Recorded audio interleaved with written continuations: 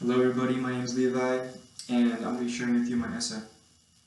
So the title is A Transformation of Race and Class in 19th Century America. So throughout the antebellum, Civil War, and Gilded Age periods, the United States continually redefined who is included as being American, free, and above all human, as the radical changing of racial and class structures reshaped the nation's social order.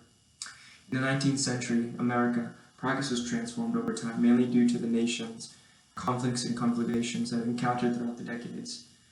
It continually changed and became a struggle between class and race, but ultimately proved that the struggle for power and who belonged has been a constantly moving feature in our nation's history.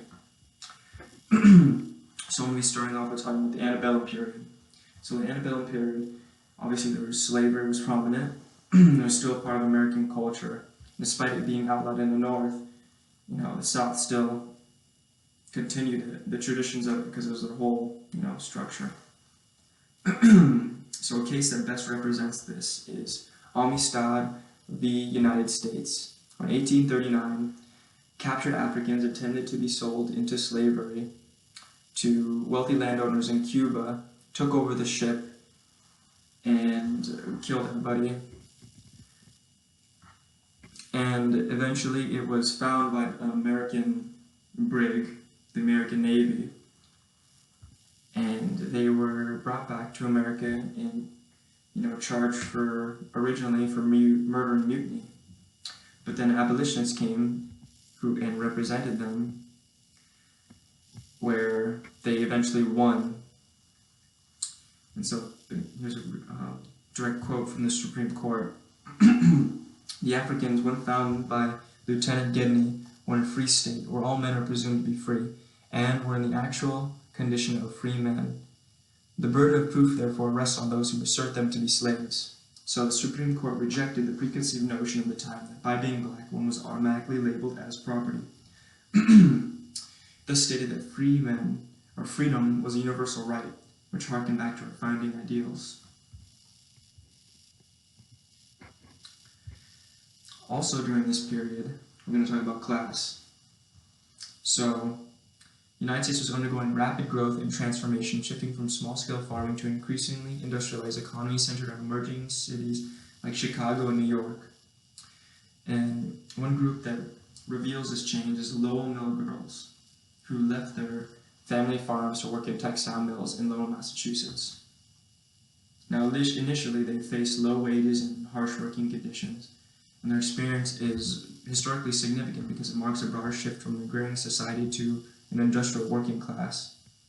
And for the first time, many women had the opportunity to leave the domestic sphere, earn wages, and participate directly in the expanding labor force, which was a major change brought about by industrialization. And so here's some quotes like, "I'm going to turn out, whether anyone else does or does not," which is one of their protest songs about slavery. Or another says, "I will not be a slave, I cannot be a slave," which demonstrated that women understood industrial labor as a form of oppression in some ways. And through their writings, organizations, and striking, the Lowell Mill girls became some of the first workers to communicate a distinct working class consciousness. And it showed how the Industrial Revolution reshaped class in antebellum America. So, okay, now next we're going to talk about the Civil War. So during the Civil War, what I talk about specifically is the 54th Massachusetts, who were the first black regiments in the United States. And they originally fought to get equal pay, essentially. And Sergeant Francis H. Fletcher, he says, in direct quotes, "No man of our regiment has received a cent of monthly pay. All the misery and degradation suffered is not atoned for by the passage of the bill for equal pay." So this complaint reflects both the regiment's dedication and discrimination they faced despite their service to the country. Another is the class structures during the time. Now I'm going to talk about the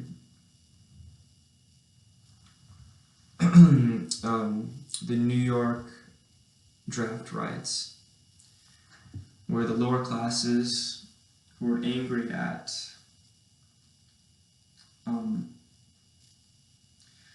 the upperclassmen who could buy their way out of the draft. Basically, there was a draft going on, and they rioted because they couldn't afford to get out of the draft, essentially.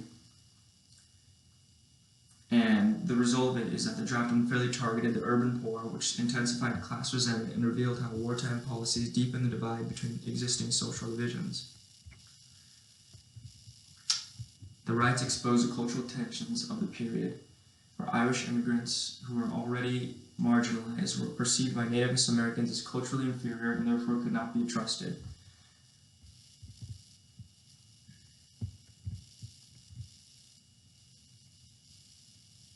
So the draft riots demonstrate how poverty, competition, and unequal opportunity combined to create a toxic mixture of class anxiety and cultural conflicts.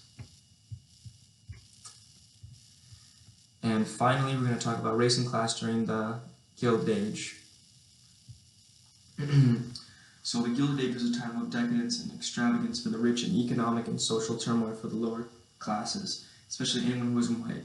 So after slavery was abolished following the Civil War, African Americans ceased to be labeled property, and the South, still bitter, implemented laws that put them down.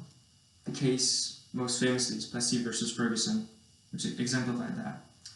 So during the latter half of the 19th century, some lawmakers made that law, and the law of the Louisiana Separate Car Act of 1890, which segregated train cars.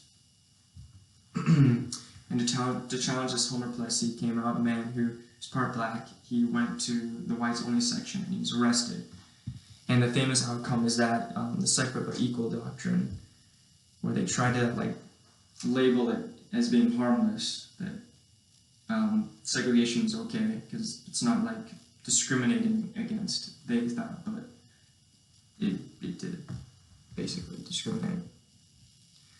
So it basically legitimized a new legal racial order of the time. And ultimately, the stories and first-hand accounts of enslaved Africans, mill workers, black soldiers, and segregated citizens reveal that the struggle over who deserves equal opportunity, equal rights, and human dignity has been central to the American experience. Thank you.